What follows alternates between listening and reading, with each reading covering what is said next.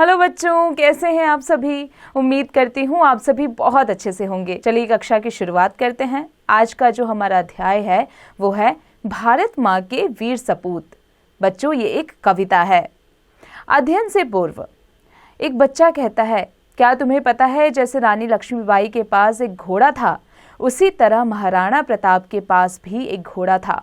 दूसरा बच्चा कहता है, अच्छा, रानी लक्ष्मीबाई के घोड़े का नाम तो बादल था, पर महाराणा प्रताप के घोड़े का क्या नाम था। उनमें से उनकी सहेली कहती है, सुना है महाराणा प्रताप जी को वह घोड़ा बहुत प्यारा था क्योंकि वह हवा से बातें करता था।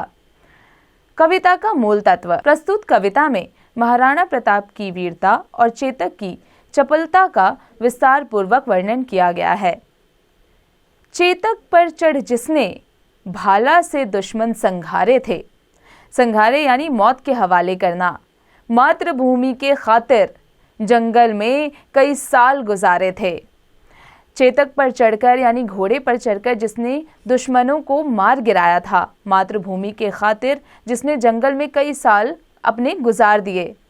झुके नहीं वह मुगलों से, अनुबंधों को ठुकरा डाला। अनुबंध यानी कि समझौता। मातृभूमि की भक्ति का नया प्रतिमान बना डाला। प्रतिमान यानी आदर्श, जिसने कभी मुगलों के आगे अपना सर नहीं झुकाया, जो मातृभूमि के लिए हमेशा तत्पर रहे, जिन्होंने समझौता करने से बिल्कुल इनकार कर दिया। हल्दी घाटी के युद्ध में दुश्मन में कोहराम मचाया था। युद्ध यानी लड़ाई, कोहराम यानी भगदड़। देख वीरता राजपुताने की, दुश्मन भी थर्राया था। थर्राया यानी कि डर, कांपना। हल्दी घाटी में जो युद्ध हुआ था, जिसमें दुश्मनों को उन्होंने मौत के घाट उतार दिया था, उस वीर राजपुताने की क्या वीरता थी, ये देखकर दुश्मन भी घबरा गए थे।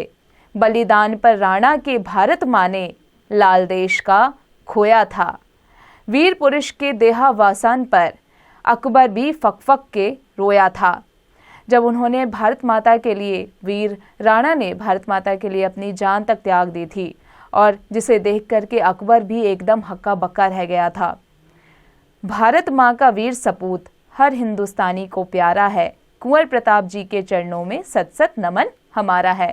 उस भारत माता के जो वीर थे कुंवर प्रताप जी, हिंदुस्तान को के हर व्यक्ति को वो प्यारे हैं। उनके चरणों में सत सत नमन हम करते हैं।